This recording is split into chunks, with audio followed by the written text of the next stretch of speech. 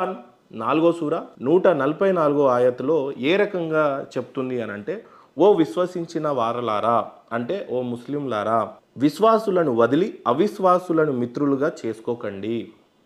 విశ్వాసులను వదిలి అవిశ్వాసులను మిత్రులు. అల్హమ్దులిల్లాహి రబ్బిల్ అలైకుం వరహ్మతుల్లాహి వబరకాతు. సోదరులారా, గత ఆదివారం సిగ్నేచర్ స్టూడియోస్ మహేందర్ గారు అడిగిన ప్రశ్నల్లో ఒక ప్రశ్నకు జవాబుగా ఖురాన్ అవతరణ క్రమంలోనే జవాబులు ఇవ్వడం జరుగుతుంది అని చెప్పి నేను చెప్పడం జరిగింది. చాలామంది సోదరులు వారు కూడా ఇస్తున్నారు. అల్హమ్దులిల్లాహ్. ఎందుకు ఇవ్వాలంటే ఆయన ఛాలెంజ్ అందరికీ ఇచ్చాడు కాబట్టి, ఒకరైనా అనలేదు. కానీ దువాత్ కానివ్వండి, లేదా ఇస్లామియ పండితులు కానివ్వండి, జమాతులను కూడా అన్నాడు, జమాతులు కూడా ఎవరైనా అన్నాడు. కాబట్టి నేను కూడా అందులో ఒక చిన్న ధర్మ ప్రచారకుడిగా ఆయనకు జవాబు ఇవ్వాలని చెప్పేసి గత వారం సూర్య బఖరా 256 ఆయత్ మీద అతని ప్రశ్నకు జవాబు ఇవ్వడం జరిగింది.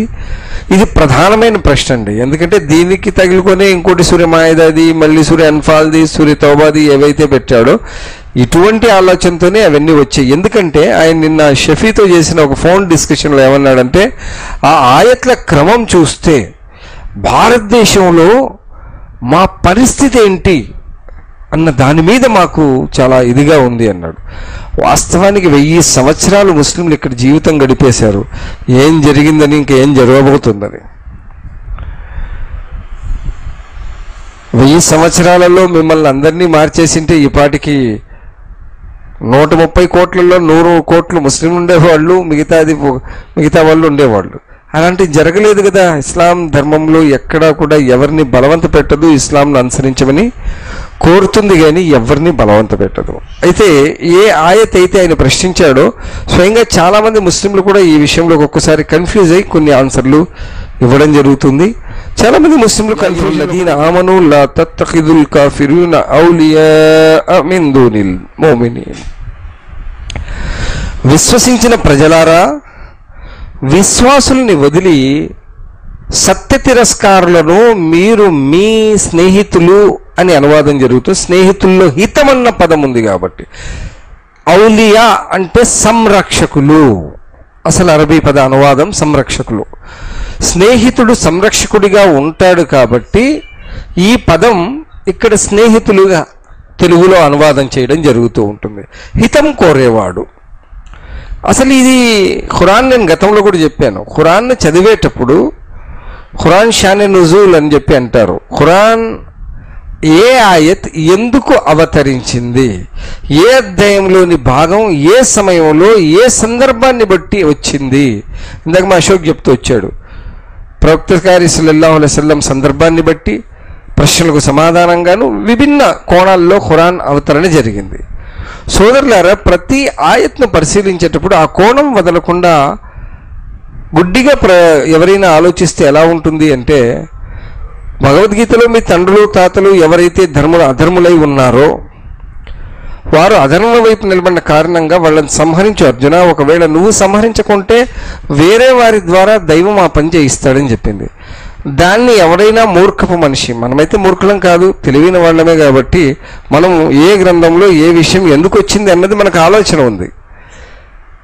అక్కడ చెప్పబడుతుంది ఏంటి, అధర్ముడైన దుర్యోధనుడితో వాళ్ళు ఎవరైతే ధర్మం మెరిగిన భీష్ముడు, ద్రోణాచార్యుడు తదితర వ్యక్తులు ఉండి కూడా ధర్మం తెలిసి కూడా వాళ్ళు ఎవరి వెంట నిలబడ్డారు, కర్ణుడితో సైతం అధర్మం వెంటే నిలబడ్డారు ఏదో ఒక సంబంధం నిమిత్తం. కాబట్టి వారిని సంహరించమని అర్థం. అలా కాకుండా మీ తండ్రులు తాతలు అని చెప్పి ఎగ్జాంపుల్ తీసుకొని ఇంట్లో తండ్రిని తాతను అందరినీ చంపడం మొదలెట్టేస్తే వాడికి భగవద్గీత అర్థం కాలేదు, వాడు పచ్చి మూర్ఖుడని అర్థం. అలాగే ఖురాన్ గ్రంథ అవతరణలో ఏ ఆయత్ ఎందుకు చెప్పబడింది, ఎందుకంటే ఈ ఆయత్ వివరణ అంతా ఇచ్చే ముందు ముహమ్మద్ సల్లల్లాహు అలైహి వసల్లం నేర్పించిన విధి విధానాన్ని మేము ముందుంచి ఆ ఆయత్ వివరణను మీకు ఇస్తాను.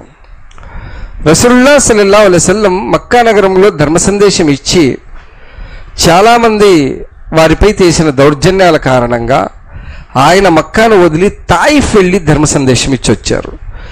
తాయిఫ్లో కూడా అక్కడున్న దౌర్జన్య పరులు ఆయన మీద రాళ్ల వర్షం కురిపించి రక్తసిక్తం చేసేసారు. చేసిన తర్వాత ఆయన తిరిగి మక్కా నగరంలో వస్తున్నప్పుడు అక్కడున్న దుర్మార్గులు ఒక సలహా మండలి ఏర్పాటు చేసి ఇన్నౌజుబిల్లా ముహమ్మద్ సల్లల్లాహు అలైహి వసల్లంను మార్గంలోనే చంపేయాలా అన్న ప్లానింగ్ వేశారు. ఆ సమయంలో విశ్వాసులు కొద్దిమంది హజరత్ అబూబకర్తో సహా కొద్దిమంది ముతయ్యిం బిన్ అదీ అనే ఒక వర్గ నాయకుడు ముహమ్మద్ సల్లల్లాహు అలైహి వసల్లంకు ఖురైష్ వర్గాల్లో దూర బంధువు, దగ్గర బంధువేం కాదు, ఆయన వెళ్ళి అయ్యా మీ తమ్ముని కుమారుడు ఇలాంటి ఇరకాటంలో పడ్డాడు, మరి వాయిన్ని చంపేయాలని చెప్పేసి వీళ్ళందరూ సమాలోచన చేస్తున్నారు, మీరు ఆలోచించండి అంటే ఆయన తన కుమారుల్ని పంపించి ప్రవక్త సల్లల్లాహు అలైహి వసల్లం చుట్టూ సంరక్షణలో ముస్లిమేతరు, ముస్లిం కాదు, తిరస్కారులు, వాళ్ళు కత్తులు పట్టుకొని నిలబడి ఎవరైతే ముహమ్మద్ వైపు వస్తారో వారి భార్యల పుస్తులు దిగుతాయి అని చెప్పేసి ముహమ్మద్ సల్లల్లాహు అలైహి వసల్లంను మక్కా నగరంలోకి తీసుకొస్తారు. ఇది గుర్తుపెట్టుకోండి. ముతయ్యిం బిన్ అదీ ఆ తర్వాత చనిపోతారు. ఆయనకు ఇస్లాం సందేశం అందిన తర్వాత కొద్ది సమయానికి ఆయన చనిపోయారు ముస్లిమేతరుడిగానే. ప్రవక్త ముహమ్మద్ సల్లల్లాహు అలైహి వసల్లం మదీనా వచ్చిన తర్వాత మదీనాపై దండెత్తొచ్చిన మక్కా ముష్రికులు ఎవరైతే, ఇదే రమజాన్ మాసం బదర్ యుద్ధం మొదటి యుద్ధం, ఆ సమయంలో విశ్వాసులకు విజయం లభిస్తే ఖైదీలుగా అవిశ్వాసులు దొరికారు. ఆ సమయంలో రసూలుల్లాహి సల్లల్లాహు అలైహి వసల్లం ఏమన్నారంటే, ముతయ్యిం బిన్ అదీ ఇప్పుడు గన బ్రతికి ఉండి ఏ కండిషన్ లేకుండా ఇంతమందిని వదిలేయమంటే నేను వదిలేయడానికి సిద్ధం. ఆయన ముస్లిం కాదండి, ముస్లిమేతరుడు. ఈ ఆయత్ ఇంకా ఏ సందర్భంలో అవతరించిందో భగవద్గీత, అలాగే మహాభారతం, మరి రామాయణం తదితర పుస్తకాలు చదివేవాళ్ళు వాళ్ళు సందర్భోచితంగా ఎలాగైతే విషయాన్ని గమనిస్తారో దీన్ని కూడా అలా గమనిస్తే చాలా సులువుగా అర్థమవుతుంది. ఈ ఆయత్ అవతరణ హిజ్రీ శకం 5వ సంవత్సరం కందక యుద్ధ సమయంలో జరిగింది. గజ్వే కందక్ అంటారు. ఆ సమయంలో జరిగింది ఏంటంటే సంకీర్ణ సేనలు మొదలయ్యాయి. ఎలాగైతే ఇరాక్ మీద దాదాపు 31 దేశాలు 90 దేశాలు కొట్లాడాయి కదా, అలాగే ఇక్కడ సంకీర్ణ సేనలు మదీనా మీదకి దండెత్తొచ్చాయి. అక్కడ బను కిలాబ్ అనే తెగ ఎవరైతే ఇస్లాం స్వీకరించారో వారిలో అధికులకు ఆ దూర ప్రాంతాల వచ్చిన ఆ సంకీర్ణ సేనలోని వ్యక్తులు వీరికి సంబంధాలు బంధుత్వాలు ఉన్నవాళ్ళు.